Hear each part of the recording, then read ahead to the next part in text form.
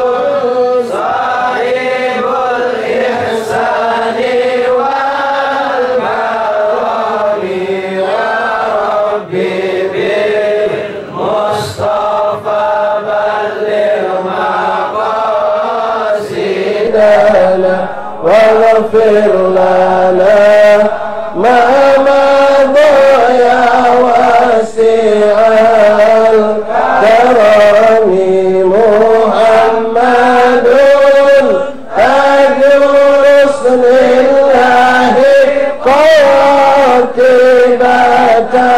محمد صادق الأقوال والكلم محمد ثابت المساك حافظ محمد طيب الأخلاق والشيم مربي بالمصطفى بلغ مقاصدنا واغفر لنا ما مضى يا واسع الكرم محمد رويت بالنور طينته محمد لم يزل نورا من القدم محمد حكيم بالعدل ذو شرف محمد معدن الإنعام والحكم يا ربي بالمصطفى بلغ مقاصدنا واغفر لنا ما مضى يا واسع الكرم محمد خير الخلق الله من مضار محمد خير رسل الله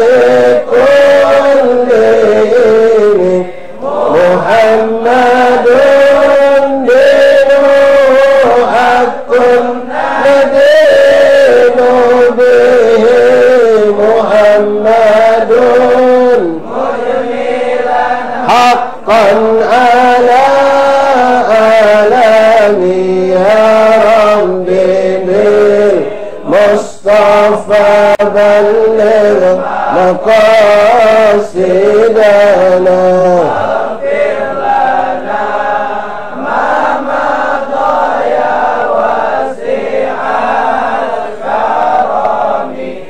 محمد ذكره روح لأنفسنا محمد شكره فرض على الأمم محمد زينة الدنيا وبهجتها محمد كاشف الغمة والظلام يا ربي بالمصطفى بلغ مقاصدنا واغفر لنا ما مضى يا واسع الكرم محمد سيد طابت مناقبه محمد صفاه الرحمن بالنعم محمد صفوة الباري وخيرته محمد خير من سائر الدهان يا ربي بالمصطفى بلغ مقاصدنا واغفر لنا ما مضى يا واسع الكرم محمد طريق للضيف مكرم محمد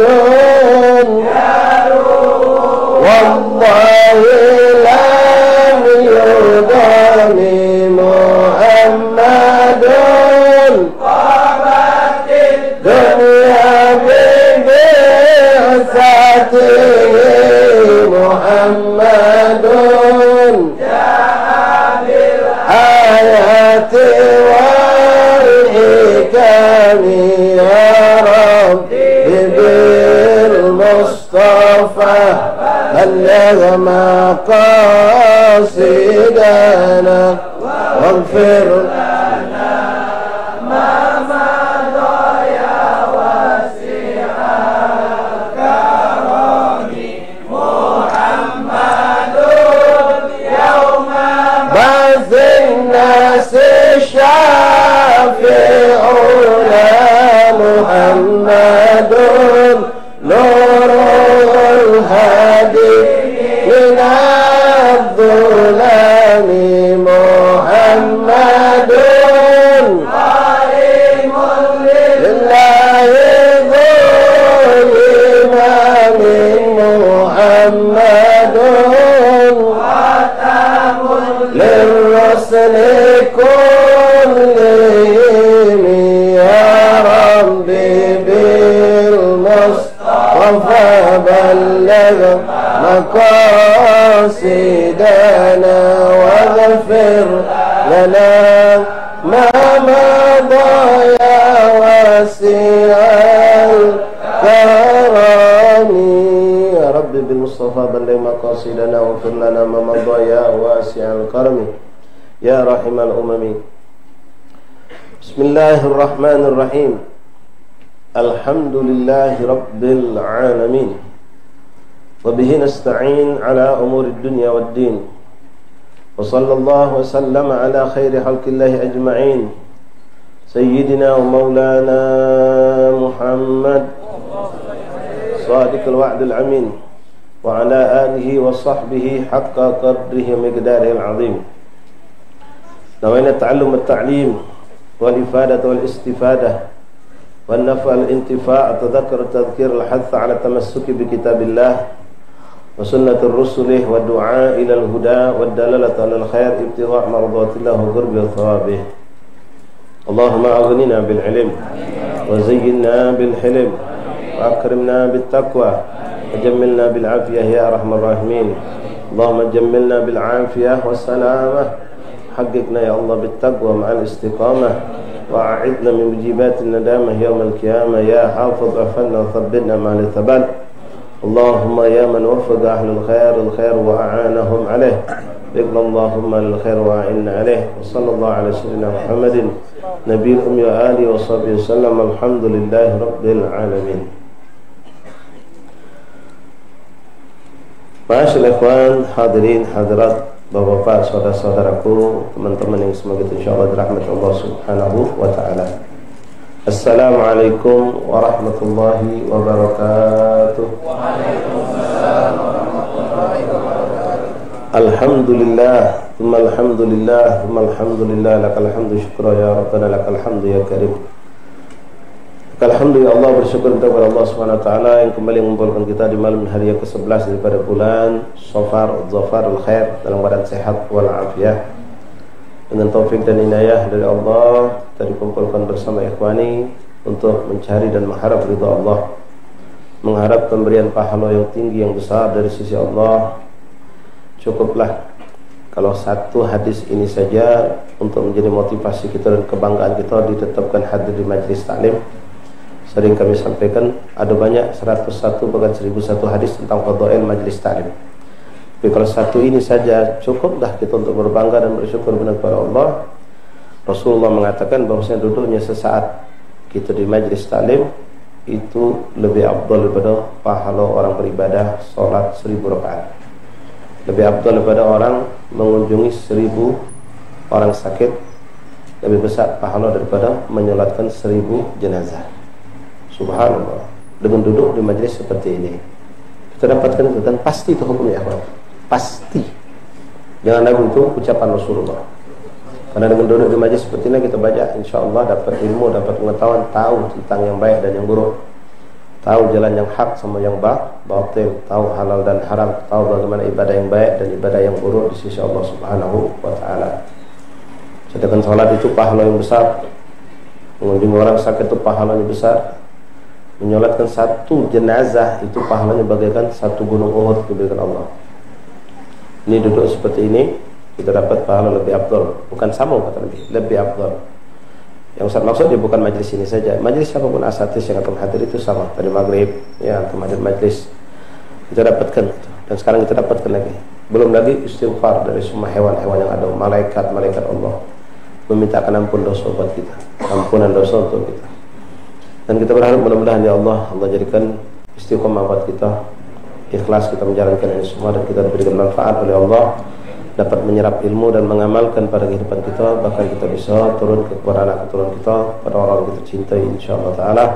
Dan insyaallah ya Rabb, kita yakin dan minta kepada Allah mudah-mudahan ini kumpulan ini menjadi kegembiraan buat baginda Rasulullah, kebanggaan dan kegembiraan buat beliau Rasulullah dan para sahabat salihun, dan untuk orang tua kita yang hidup atau yang wafat, jadi keberuntungan buat mereka. Dan mudah-mudahan dengan majelis ini pula kita akan mendapatkan husnul khatimah insyaallah. Amin ya rabbal alamin.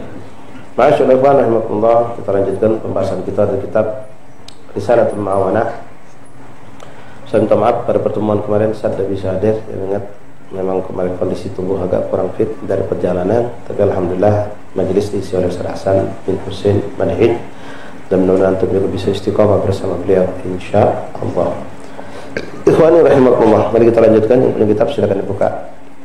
Masih pembahasan nasihat dari Imam Haddad untuk kita hidup menjaga diri dari sifat kecerobohan, yaitu dalam masalah halal dan haram. Dididik oleh Rasulullah, dididik oleh syariat kita untuk memiliki sifat warok, menjaga diri, berhati-hati, lindungi diri kita dari segala perkara yang haram, dan juga lindungi diri kita dari segala bentuk yang syubhat hukumnya. Syubhat kita semua paham insyaallah, yaitu suatu yang tidak jelas halal haramnya.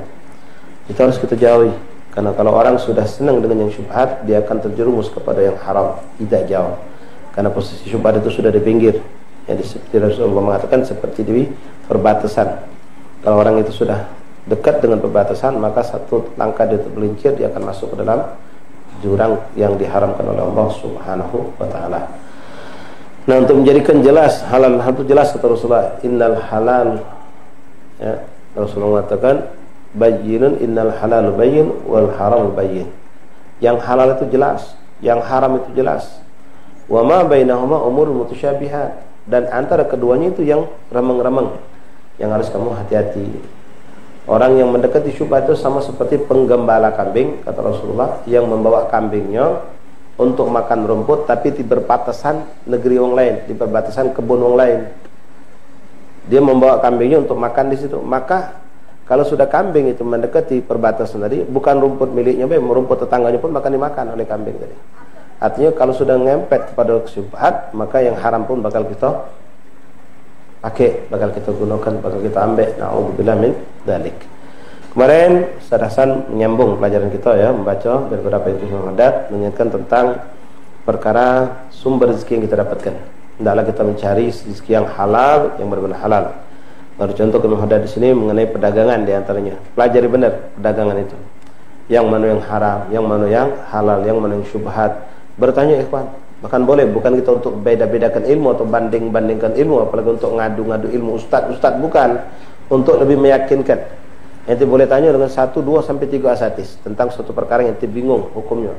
Ini banyak kan sekarang sistem perdagangan model baru, sistem pekerjaan model baru yang mungkin dulu belum ada zaman dulu.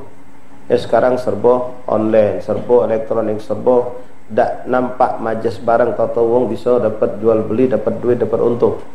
Cuma duduk manis, main HP, duit masuk zaman sekarang. Nah, mungkin di antara praktek-praktek itu halal, namun ada juga yang haram. Nah, kalau belum jelas, antum nanya sama Ustaz A, oh ini tidak boleh, ini katanya haram. Ditanya ke yang B, bukan mencari-cari biar dikatakan halal. Kebetulan yang B ini cari juga Ustaz yang memang pakem ilmunya dan juga punya sifat warok. Ya, kalau nanya satu hal yang haram itu, kita cari seorang yang mumpuni ilmu dan juga punya sifat warok. Kita pengen dia bimbing kita, bukan cuma mengatakan ini halal dan haram, tapi dia mengarahkan kita juga cari yang halal itu halal dan thayyibah mubarakah. Bukan cuma dari segi halal atau haramnya. Ternyata di sini mengatakan ini Ustaz, masya Allah, ini masya Allah, ini mengatakan halal, ini mengatakan halal, ini mengatakan haram. Lalu bagaimana? Tahan diri. Tahan diri kita, jangan maju dulu. Kenapa? Ini ada umur mutasyabihat, ada perkara yang tidak jelas di tengahnya. Ini mengatakan halal, ini mengatakan haram. Cari yang sikok lagi, mungkin yang nengahi tentang hal ini. Sampai kita mendapatkan petunjuk, keyakinan kalau ini halal, baru kita ambil. Ternyata masih ragu, tinggalkan. Kata Rasulullah, da'ma yuribuk ila ma la yuribuk. Tinggalkan apa yang meragukan pada dirimu, ambil yang sudah yakin, tidak ada keraguan. Nah, hawa nafsu kadang-kadang bermain ikhwan, ya. Ketika yang menguntungkan ini, masya Allah, bisa kita dapat untung yang besar dengan cara yang gampang, sudah di depan mata lagi, iblis masuk, hawa nafsu bekerja, menggoda kita untuk ada apa-apa lah. Ustaz itulah ngomong halal, tidak apa-apa. Nah, mulai kita hati-hati. Yang seperti ini harus kita bisa menahan diri kita, ya, jangan sampai kita hanya nyesal dapat suatu perkara yang salah. Ma'asyiral ahbab rahimakumullah, hafizakumullah wa faqakumullah. Saya lanjut, ya, ucapan beliau Ibnu Haddad. Bismillahirrahmanirrahim. Alhamdulillahirabbil alamin. Allahumma shalli ala sayyidina Muhammad wa ala ali sayyidina Muhammad. Kemarin beliau membacakan tentang perdagangan yang namanya disebut dengan mu'athah. Mu'athah yaitu perdagangan barang-barang yang tidak bernilai tinggi. Itu boleh dengan cara tarodhi. Mana tarodhi, saling ridha, sudah cukup, ya, walaupun tanpa akad yang resmi, aku terima, aku beli, aku jual, ya tidak apa-apa. Memang sekarang ini jual beli kita masya Allah, ya, tidak pakai socen, tidak pakai somongan, tidak pakai tawar menawar, tapi milih barang, sangke taruh di kasir juga diem, ngetik, seret, sekian, jadi ya langsung kita bayar, ya, langsung kita bayar, tidak tahu lagi sudah. Nah, hukum seperti ini masuk dalam kelompok mu'athah. Selagi barang itu tidak terlalu mahal, tidak terlalu bernilai, ya sudah yang jelas tarodhi, ya, kita tahu harganya, kita kapar, kita beli, dan dia menjual kepada kita.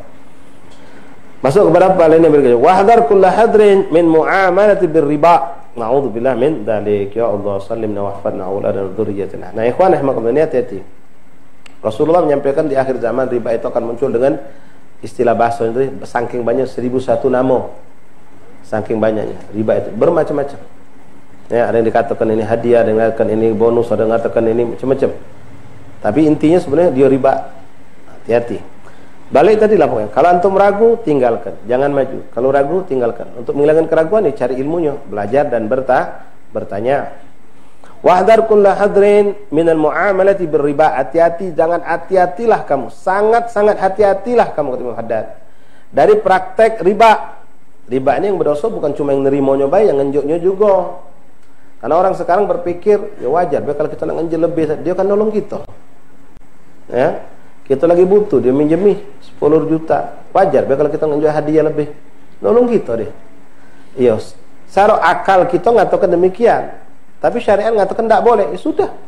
Kalau sudah syariat mengatakan tidak boleh, ya haram. Mau diapakan lagi perbuatan tersebut?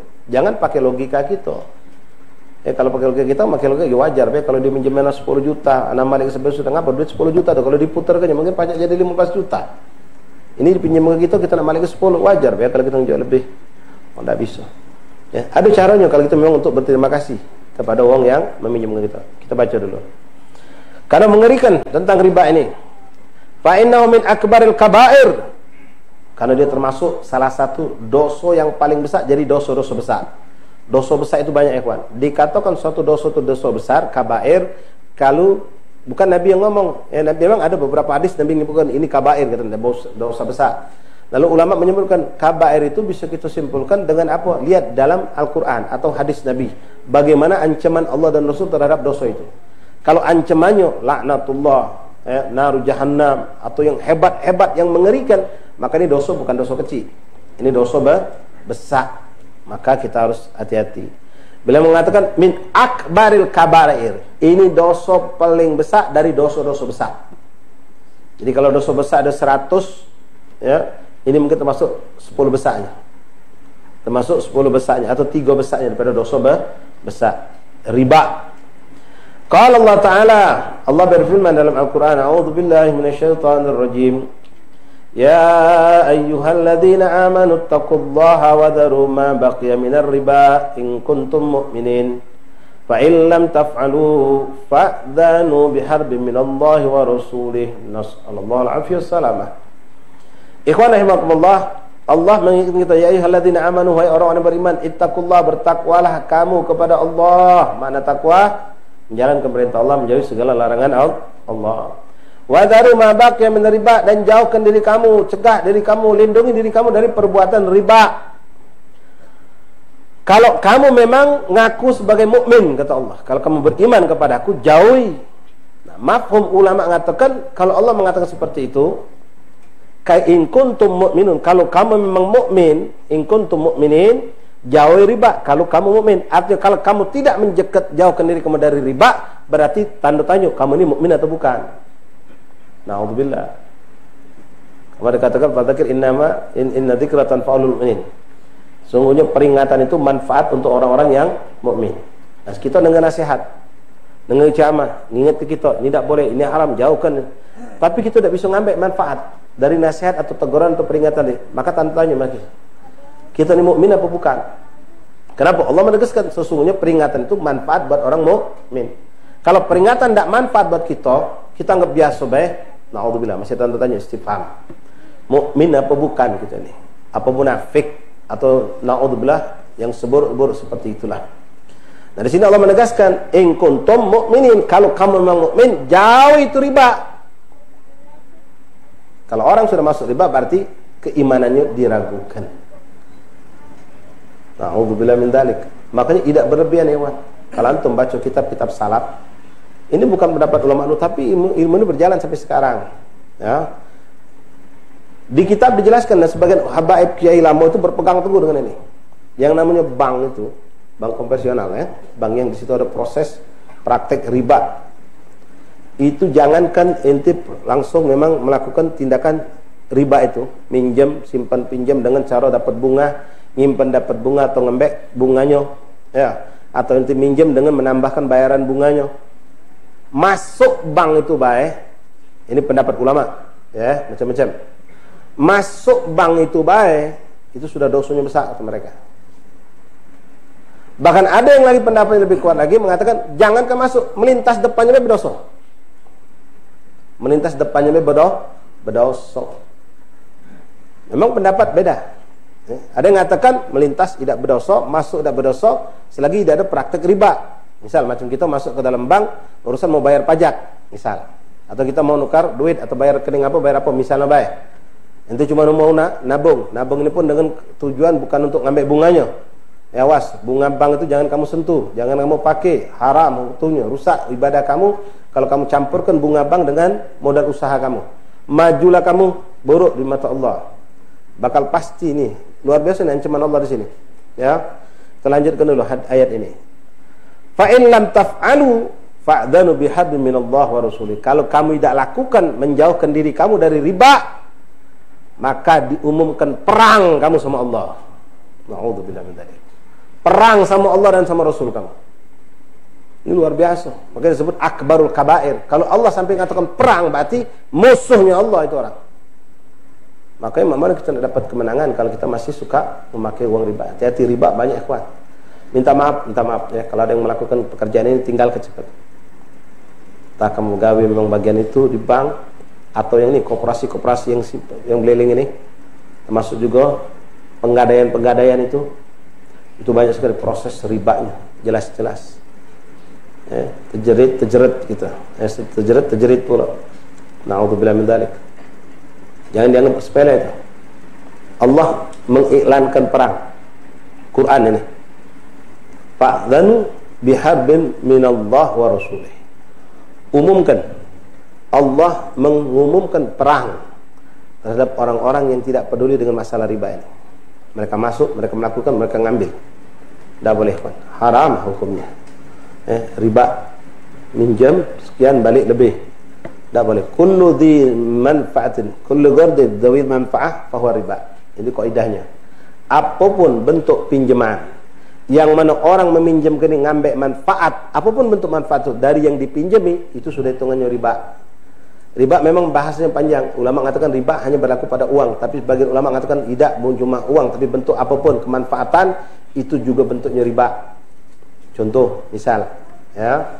Jadi sekali lagi, ulama ada yang mengatakan riba itu hanya bentuknya uang, menganak ke duit ujung gitu. Ya, minjem 10 balik 11, minjem 10 balik 10,01. 10,0001 misalnya ente minjem ke 1 juta. Ente lebih ke bayaran 1.100.000 rupiah. Nilai 100 rupiah itu. Tetap riba hukumnya, haram tetap hukumnya. Ya, nah, ulama yang lain mengatakan lebih lagi hati-hati, bukan cuma duit kata mereka, apapun bentuk kemanfaatan yang kita ambil dari orang yang kita pinjami itu riba. Misal, ya, Ustaz, Nyami Bikram punya anak kecil, sekolah di Arabia, misal, Ustaz kebetulan pekerjaan gawe Ustaz selalu lewat sekolah Arabia situ, selalu lewat sekolah Arabia Ustaz gawe di daerah Iba sana, misal. Saya minjem duit sama beliau. Lebih kram, ada duit dah. Ngapo untuk apa? Ada butuh nih. Berapa butuh? 10 juta. Malik ke? Ya 10 tu lah, tak ada lebih, kan haram. Berat beliau ni sebenarnya. 10 tu kalau diputar ke bagi pedagang yang pintar, sebulan pajak jadi 15 mungkin. Ya. Malik ke kapan? Ya paling cepat 3 bulan lagi. No, 3 bulan lagi pula. Cuma beliau tahu, ini kalau ngambil faedah, nambah ke duit, haram hukumnya. Jadi beliau nak ngomong, nak minjemi beliau punya, nak minjemi sebenarnya berat. Akhirnya beliau ngomong ini, ngambil manfaat sedikit jadilah ajung. Ustaz, antum kan kalau ngajar tiap pagi ke daerah Ibas itu, ya, pacar anak minta tolong. Apa kan? Anak-anak kan ada biaya sekolahnya di situ, ada biaya. Jadi pas antum nak ke ngajar di Iba, anak nitip ada anak. Oh, tidak apa-apa. Tidak apa-apa. Tidak ngerepotkan, kebetulan anak memang lewat situ. Anak ngomong tidak apa-apa itu kan bukan anak pengen dapat duit. Nah ini termasuk juga riba. Anak punya modal, berpikiran mau buka usaha. Apa namanya? Bisnis baju. Konveksi. Ada pedagang dasar. Pedagang dasar. Jadi beliau nak minjem duit. Ngapa kan? Minjem duit Ustaz. Itu apa? No, nak nyambut bulan Maulid nak buat baju koko. Bulan Maulid nak pengen buat baju koko, dia punya konveksi. mau bikin, mau jualan. Wah, ini minjem berapa? 10 kalau bagi anak itu tadi pedagang bisa jadi duit lebih itu. Kapan balik? Ya habis Maulid lah, 2 bulan lagi. Tak dipinjami mak mana, dipinjami mana. Hanya anak kasih syarat, ya sudah. Anak pinjam 10 minta. Nanti balik ke 10, cuma anak minta tolong. Itu saling tolong lah kita nih. Yo ngapa Ustaz? Kalau ente nak muat baju koko, ngembek dasar jangan sama orang lain, sama aku be. Harga sama orang lain. Ikram ngomong, wah anak sudah punya langganan sama orang lain Ustaz. Mungkin dia takut ngomong gitu, ngapa? Bakal tak jadi anak minjem duit. Itu pun termasuk. Itu pun termasuk. Hati-hati. Ya, riba ini. Ngeri ya Pak. Banyak sekali model, kadang diganti dengan judulnya uang ini, uang itu, macam-macam. Juga kita harus keluar nambah lebih. Hati-hati, na'udzubillah min dzalik. Hati-hati ya kawan, wallahi kawan, yang punya utang piutang dengan riba, kadang-kadang kita sedih. Kamu punya utang cuma sedikit, tapi kamu punya utang banyak gara-gara riba tadi itu. Sampai menggadai, walaupun tanpa agunan. Ustaz, tapi tidak pakai jaminan Ustaz, itu dikasih. Ya memang itulah cara mereka. Salah satu cara mereka untuk merayu kita biar kita mau ngambil, dikasih yang paling lunak. Tidak usah pakai agunan Pak, cukup KTP sama kakak. Bapak tak bisa datang, kami yang datang. Wah, macam-macam caranya. Ya, minjem berapa kita tunjuknya lunak. Pokoknya segala macam lah cara. Tapi jelas, pokoknya di situ ada suatu kelebihan duit, maka itu haram.